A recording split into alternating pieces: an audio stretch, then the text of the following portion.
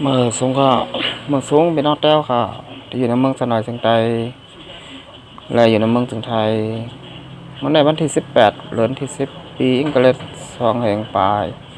19ค่ะคำขึ้นในเนี่ยเรามาพบมายากันดังข่าวสายหนุ่มเนี่ยเนาะข่าวยาม9:30 นาทีในเมืองถึงไทยเนี่ยเนาะก็มาพบมายากันเนี่ยเนาะทั้งข่าวสายหนุ่มเนี่ยเนาะก็มีข่าวยามตัวตันก็มาลาดลองการบ้านการเมืองการศึกการทางเนี่ยเนาะคำในรายการปกได้ตื่นเนี่ยเนาะขยานปกพี่น้องชาวกำเมืองสนายจึงแต้วคาเนี่ยเนาะต้องตื่นลุกขึ้นมาเฮาฮาเนี่ยเนาะลุกขึ้นมาสู่กับสำคัญเนี่ยเนาะเอาค่ะมาโดยข้อข่าวข้อที่1เนี่ยเนาะเจ้าหน้าที่ผลิตภัยเก็บขอนที่นาเวงหมู่เจซิมไหลโคซึกที่ NLA ตั้งจอมปิวตั้งน้ำเนี่ยเนาะมือวันที่17เดือนที่12แห่งปลาย19ค่ะเจ้าหน้าที่เขาปรากฏทัดซิมไหลโคซึกที่ NLA ตา1เหงจุ่มแลเครื่องโคกำแถมซึกอันป้ามีหมายซึกที่หิมปางเซาก้าขายกุนปากคานลักเมืองอยู่เจเวงหมู่เจในเยาในน้ำมูวันที่13วันที่12ปลาย19ค่ะเขายามกลางค่ำ6:10นั่นน่ะมีกา PAJERO ลำหนึ่งเนาะลูกตั้งหมู่เจมุ่งหน้ากว่าตั้งเวงลาเซลนั่นเสียยามฮอดแผลมาตีกิกลานเก็บขอนพ้องตนาตีเขากดทัดนั่นอำย้ำขึ้นปันเขากดทัดตีเนอร์กาไล่หาไล่ฮอกาเลียนปลายกว่าในเย้า10 เซนนั่นตั้งฝ่ายสนาตีเขาไล่ล้ำกว่าจอมภายลังกานั่นมอก3 เฮงมีตาเสกว่าหันธงเก็ดงูสีเขียวทั้งหมดมี38 ธงอันกาห่อปลายนั่นถึงตกไว้ว่าไหนในธงสีเขียวอันปริมาณซิมไหลนั่นเป็นเสือโคซึก1เหง2ปัก40 จุ่มเนี่ยเนาะจอมปิวเจอจัดซึกร้อยเนี่ยเนาะอันใหญ่6x3 เปเนาะจอมปิวเล็กโฮม4 ปากพื้นจอมปิวตับซึกเทียนเนี่ย6x3 เป2 ปากพื้นเนี่ยเนาะอันเป็นก้อนหอกาแต่แลนปลายหลอดกว่าในเย้าเนี่ยเนาะเกี่ยวเลยลองในเสียเจ้าหน้าที่เขาตึกกดทัดด้วยโหยายมันอยู่ลองว่าการต่อโคเจนไหนมานั่นลูกตั้งไหลมาเกี่ยวกับจอมจุ่มยิบกองกลางจุ่มไหลเต้นนั่นเจมเจนไหนย้ำเดี๋ยวเครื่องโคอันซิมไหลเจนั่นไผ่เจ้าหน้าที่เขากุ้มทิ้งไว้ในเย้าเนี่ยอันนี้ก็เป็นข่าวเนี่ยเนาะเมื่อวันที่17ป่นมาเนี่ยเนาะก็เจ้าหน้าที่ปริมาณเขาเนี่ยเนาะซิมไหลโคซึกเนี่ยเนาะที่อันยาวตั้งนำตั้งหลายเนี่ยเนาะ1 เหง2 ปัก40 สุดเนี่ยเนาะอัมบาจะเป็นไซโคเทียนยาวจอมปิ้วเนี่ยเนาะเจ้าไหนเนี่ยเนาะก็ได้ว่าตั้งนำตั้งหลายเนี่ยเนาะก้อยกาก้อนหอกาที่อันต่างไซโคมานั่นนี่ก็ไหลหอกาปลายกว่า8เนี่ยเนาะก้นหอกาได้ก็ยอบไหลป้าเนี่ยเนาะพ้องยามเมื่อเลี้ยวเนี่ยก็สนาทีปริมาณเขาเนี่ยก็ตึก10 ข่าว10 เงาตึกสอขาเนี่ยเนาะก้นนั้นหอกานั่นอยู่เนาะว่าเปลี่ยนเผยลูกตีละมาเฮ็ดสังแลต่างซึโคซึกร้อยเทียนเขามาตั้งนำตั้งหลายเนี่ยเนาะกำนันได้เนี่ยปนไข่หูไข่หันเนี่ยเนาะว่าก้นก่อนในเป็นเผยลูกตีไหลมากันเต้ๆเนี่ยเนาะกำนันได้เนี่ยของยามมือเลี้ยวเนี่ยก็ตั้งไผ่ปริมาณเขาตึก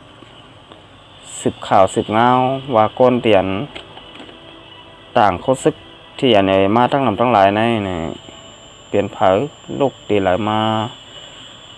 เนี่ยฮะเนาะ เอาค่ะกำในเขาคำมาโดยหัวข้อข่าวข้อที่2เนี่ยเนาะอันนี้ก็เป็นข่าวลองซึกเขเขาเนี่ยเนาะมาเข้ามาคุดเนี่ยคุดลินในเมืองนำคำในเวียงนำคำเนี่ยเนาะเอาค่ะเขามา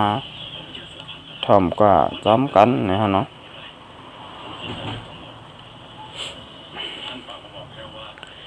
เคคุดทองป้นเข้ามาตั้งผังเมืองมาตีเนื้อเจเวียงนำคำหมอก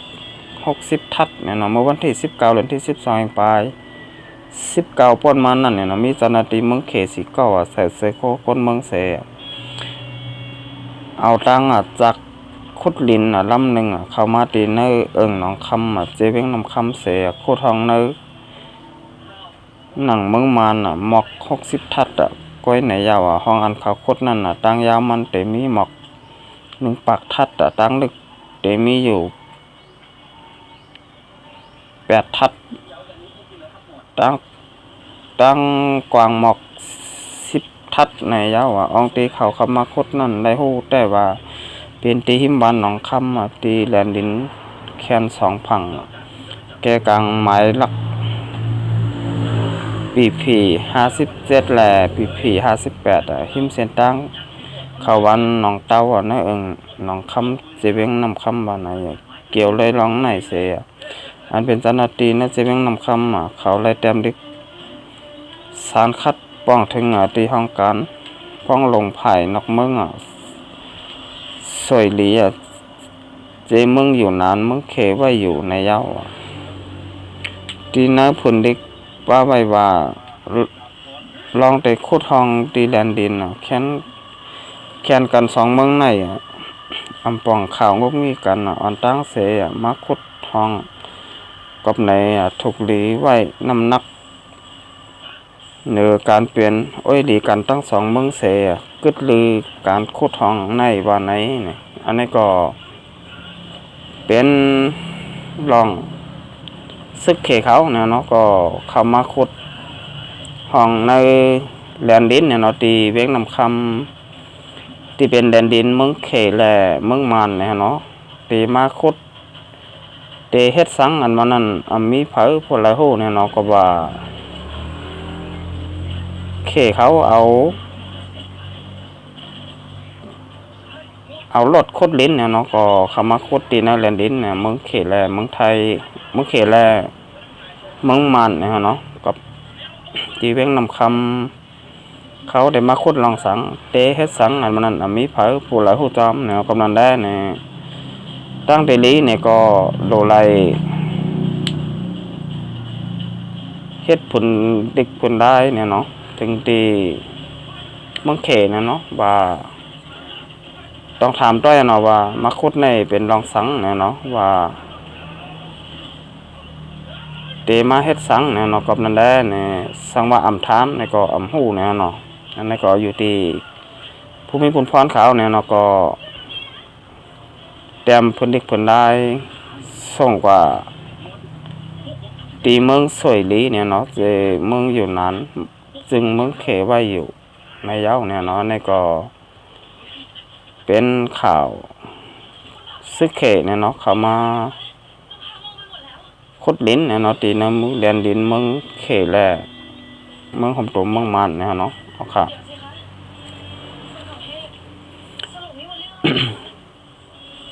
กำเนิดเขาเข้ามาโดยทางหัวข้อข่าวข้อที่3นะฮะเนาะ